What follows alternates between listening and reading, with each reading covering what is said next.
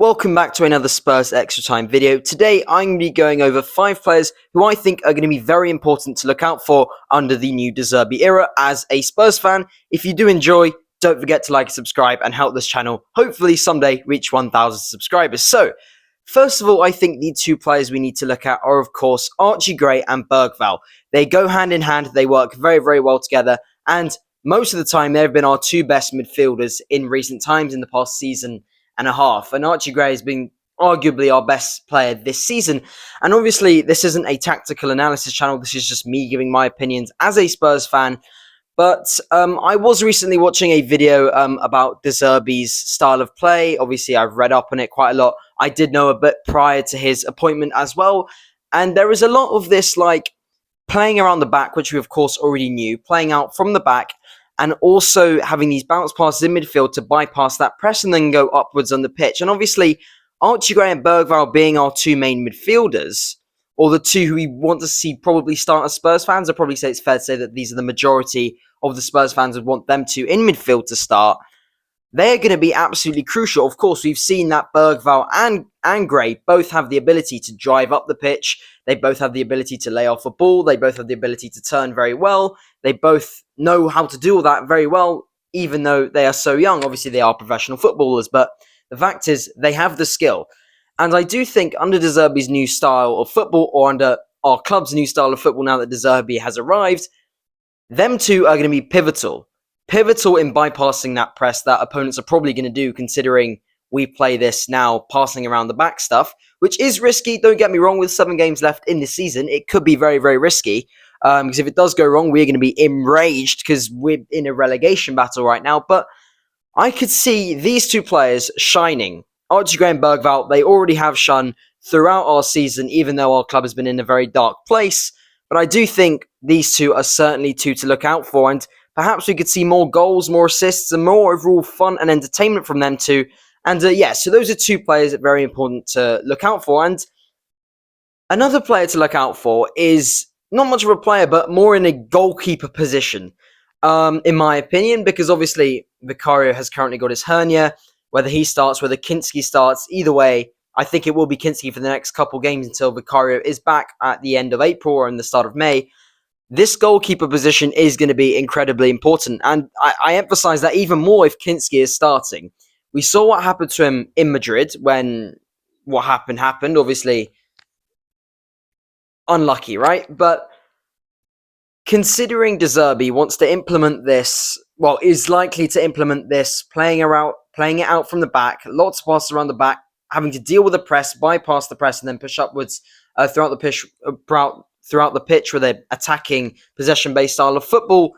The goalkeeper is, of course, going to be pivotal. And obviously, at times with Ange Ball, yes, we had some brilliant goals passing it out from the back, but then we were also conceding some goals passing it out from the back.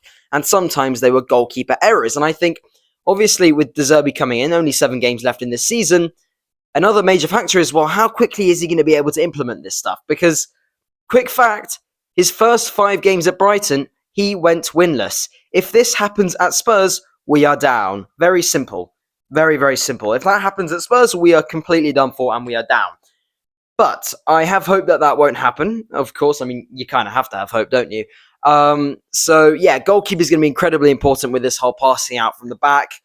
I mean, obviously, saving shots, that goes without saying. But especially with De Zerbi's type of football, it is going to be very, very important. And another player who sort of goes hand in hand with the goalkeeper is going to be Cristian Romero. Obviously, there have been doubts over the leadership, the overall, I think you could say, ability of our 2 main centre-backs, obviously being Romero and Van de Ven, but I'm focusing Romero here because I do think Romero is, ability-wise, the best centre-back we have. I have seen lots of criticism on Van de Ven in recent times about him not being able to defend, his main attribute only being pace, and sometimes I agree, sometimes I don't, either way, really. But yeah, Cristian Romero, World Cup winning centre-back. We know he can defend. He is good. Does slightly annoy me. Slightly, I mean, that's an understatement, isn't it? He does make me very angry when he does get sent off, sometimes what feels like every game. But aside from that, his actual pure defending ability is probably our best centre-back. And so he is also going to be absolutely crucial, obviously, because of the obvious stuff, obviously, with the defensive stats that we've recently had being horrible, which is why we are losing so many games. I mean, just to point out one, we just lost 3-0 to Nottingham Forest, who are 16th now. Yeah, 16th now, because they leapfrogged us for the second time this season. I mean, that is just embarrassing. Our defense has been horrible. So there is that, obviously, which is going to be very, very important with our whole back line, obviously, including Romero, but also the fact that, as we've already mentioned, De Zerbi's kind of tactical preferences, I suppose you could call them, the overall strategy, he's going to be crucial because he's going to be working with the goalkeeper, whether it be Kinski or Vicario in net next game. Probably Kinski, as I've already said. But it's going to be crucial the way that he picks up what De Zerbi is trying to implement in such a short amount of time. Because, of course, the defenders, the centre-backs, especially him, they need to be aligned with the whole play style, the strategy, the tactics. As I've already said, this isn't a tactical analysis channel video, but this is just my personal opinions. And obviously, we need them to all be on track because we don't have long to save ourselves. We are in control of relegation, but we don't have long, and we don't want silly things messing it up. So it's very important that our defensive record gets better, but also that the main backline and the goalkeeper, as I've already mentioned earlier, are going to be doing the best they can given the short amount of time that De Zerbi has to communicate everything across. And the final player who I do want to mention is, of course, Xavi Simons. He's only scored 4 goals in a Tottenham shirt. That is rough considering the upwards of £60 million Tottenham bought him for, which is a lot of money. One of our record purchases. So there is that. We have also seen great signs from him.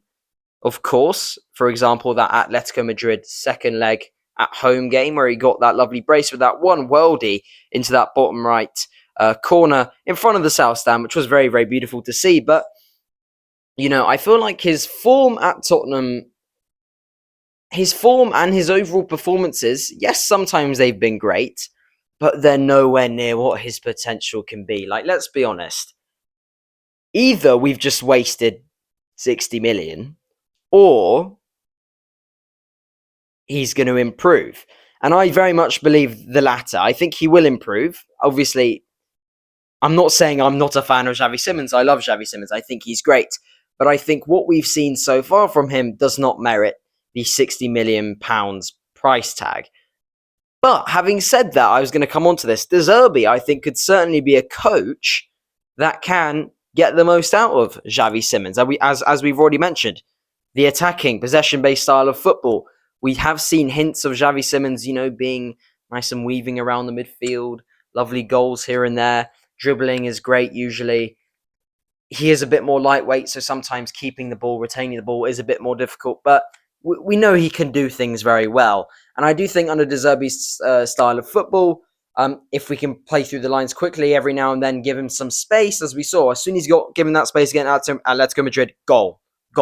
Like, you know, if we can get him in that space quickly and he can just utilize his skills and be free, then he is certainly one of the 5 players who I've mentioned in this video to look out for.